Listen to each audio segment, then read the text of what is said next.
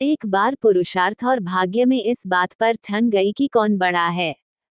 पुरुषार्थ कहता कि बगैर मेहनत के कुछ भी संभव नहीं है, जबकि भाग्य का मानना था कि जिसको जो भी मिलता है भाग्य से मिलता है, परिश्रम की कोई भूमिका नहीं होती है।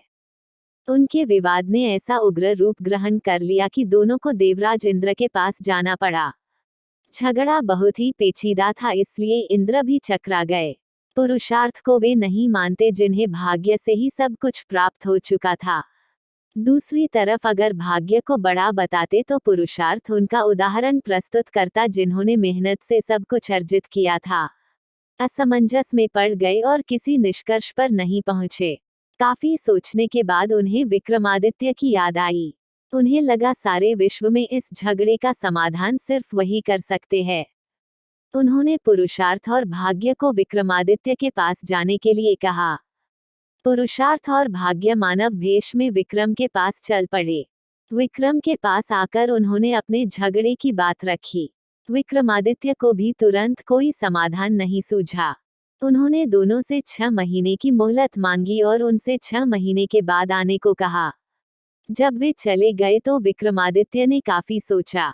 किसी निष्कर्ष पर नहीं पहुंच सके तो उन्होंने सामान्य जनता के बीच भेष बदलकर घूमना शुरू किया।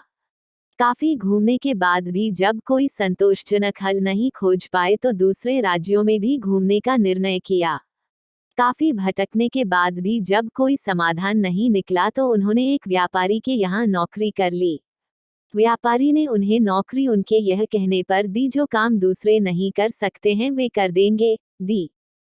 कुछ दिनों बाद वह व्यापारी जहाज पर अपना माल लादकर दूसरे देशों में व्यापार करने के लिए समुद्री रास्ते से चल पड़ा। अन्य नौकरों के अलावा उसके साथ विक्रमादित्य भी थे। जहाज कुछ ही दूर गया होगा कि भयानक तूफान आ गया। जहाज पर सवार लोगों में भय और हताशा की लहर दौड़ गई।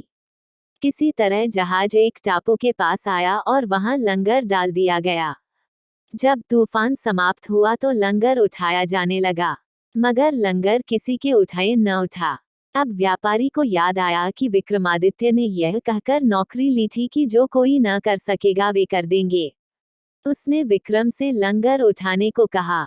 लंगर उनसे आसानी से उठ गया। लंगर उठते ही जहाज ऐसी गति से बढ़ गया कि टापू पर विक्रम छूट गए। उनकी समझ में नहीं आया क्या किया जाए। द्वीप पर घूमने फिरने चल पड़े।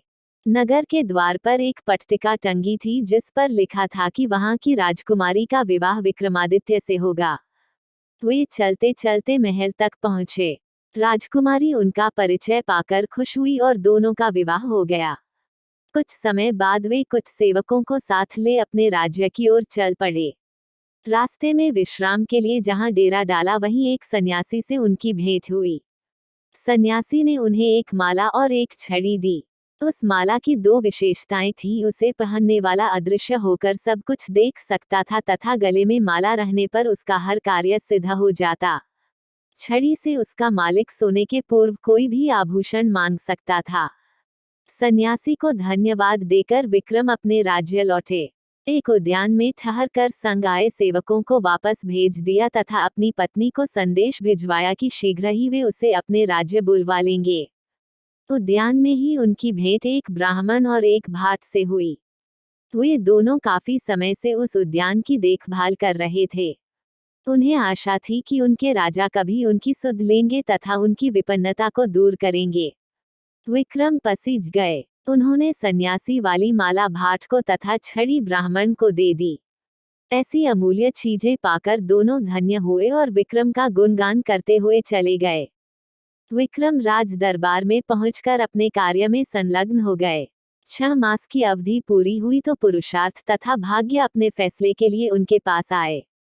विक्रम ने उन्हें बताया कि वे एक दूसरे के पूरक हैं।